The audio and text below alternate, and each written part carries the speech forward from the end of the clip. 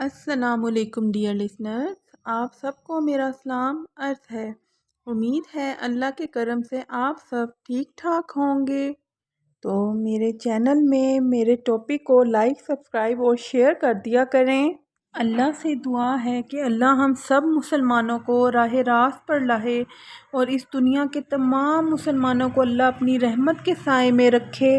اللہ ہم سب مسلمانوں کے ایمان اور عقیدے میں برکت دے اور ہم سب کو ہدایت کے راستے پر ہمیشہ رواں دواں رکھے اور ہم تمام مسلمانوں کی مدد عظیم کرے، آمین۔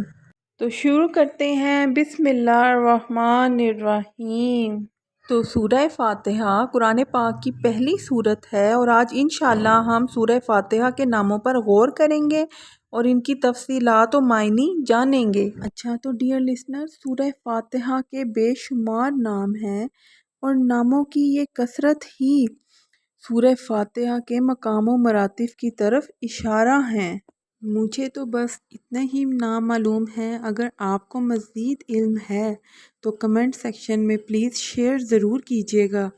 ڈیئر لسنرز، جس طرح اللہ کے رسولوں کے مراتب میں فرق ہے، ان میں بعض سے افضل ہیں اور ہمارے نبی صلی اللہ علیہ وسلم کو تمام انبیاء میں بے شک برتری حاصل ہے۔ اسی طرح سورہ فاتحہ بھی قرآن مجید کی ہر سورت سے بڑی سورت ہے، اگرچہ بہت سی صورتیں اور آیات اس سے لمبی ہیں، مگر عظمت میں یہ سب سے بڑھ کر ہے۔ جیسا کہ آیات میں سے بھی سب سے عظیم آیت آیت الکرسی ہے اور سورہ فاتحہ وہ سورت ہے جو کہ نبی کریم صلی اللہ علیہ وسلم پر ایک ہی مرتبہ میں پوری مکمل نازل ہوئی اور یہ مکی سورت ہے، اور اس کی جو تفصیل ہے اس کے بارے میں وہ میری پچھلی ویڈیو میں ہے اور لنک میں نے ڈسکرپشن میں شیئر کیا ہوا ہے۔ سورہ فاتحہ کے نام، جن میں الفاتحہ، فاتحہ الکتاب، فاتحہ القرآن، ان سب کا مطلب تقریباً ایک ہی ہے کہ اس سورت کا نام فاتحہ اس لیے ہے کہ اس سے ہی کتاب اللہ کا آغاز ہوا ہے اور ہر چیز کا فاتحہ اس کے اول کو ہی کہتے ہیں، یعنی جس سے شروعات ہوئی ہو، اور اساس القرآن یعنی قرآن کی بنیاد جس سے قرآن پاک شروع ہوتا ہے، وہ سورت سورہ فاتحہ ہے جو قرآن مجید کی بنیادی سورت ہے، پہلی سورت ہے۔ نماز میں بھی قرأت اسی سورہ سے ہی شروع ہوتی ہے۔ اچھا، تو ڈیئر لسنرز، القرآن، الکتاب، القرآن العظیم، یہ بھی سورہ فاتحہ کے نام ہی ہیں اور اس کا مطلب یہ ہے کہ اس سورہ میں مختصر طور پر قرآن مجید کے تمام مضامین آ گئے ہیں، یعنی کہ پورے قرآن کی تفصیل جو ہے وہ اس سورہ فاتحہ میں ہی ہے، جس سے اس کو القرآن، الکتاب اور القرآن العظیم کہا گیا ہے۔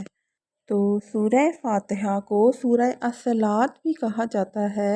صلاۃ عربی زبان کا لفظ ہے جس کے معنی ہے نماز، تو سورہ الصلاۃ بھی اس کو اس لیے کہا جاتا ہے کیونکہ یہ سورہ نماز میں بار بار پڑھی جاتی ہے اور یہ نماز کا بنیادی حصہ ہے۔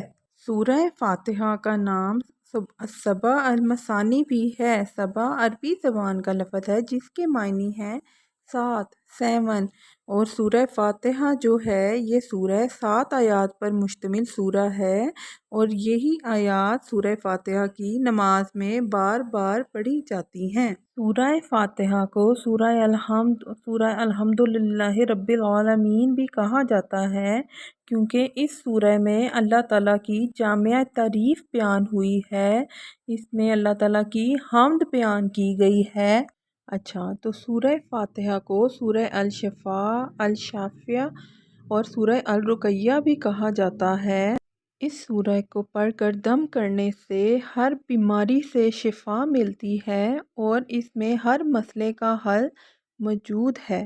سورہ الفاتحہ کو الکافیہ بھی کہا جاتا ہے کیونکہ یہ انسان کی فکری رہنمائی کے لیے کفایت کرنے والی صورت ہے، یعنی ہماری پوری زندگی کی رہنمائی اس سورہ میں موجود ہے۔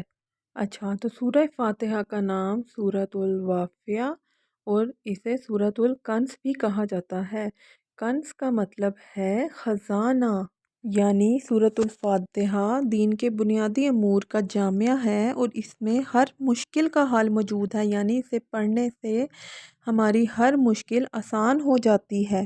اچھا، تو ڈیئر لسنرز، دعا پر مشتمل ہونے کی وجہ سے سورہ فاتحہ کو سورۃ الدعاء، سورۃ المناجات، سورۃ السؤال اور سورۃ التفویض بھی کہتے ہیں۔ سورۃ الفاتحہ کی مزید معلومات کے لیے میری پچھلی ویڈیوز دیکھ لیجئے گا، لنک ڈسکرپشن میں شیئر کیا ہوا ہے۔ ڈیئر لسنرز، یہ تھے سورہ فاتحہ کے نام اور ان کے مطالب اور ان کے فائدے اور ان کی فضیلتیں۔ تو امید ہے آپ کو میری ویڈیو پسند آئی ہوگی، اور میں نے نمبرنگ صرف آپ کی اور اپنی سہولت کے لیے کی ہے تاکہ آپ کو اس کے معنی سمجھنے میں آسانی ہو۔ تو اپنا بہت خیال رکھیے گا، دعا میں یاد رکھیے گا، اور اس ویڈیو کو شیئر بھی ضرور کیجیے گا کیونکہ اچھی بات پھیلانا صدقہ جاریہ ہے۔ فی امان اللہ، السلام علیکم۔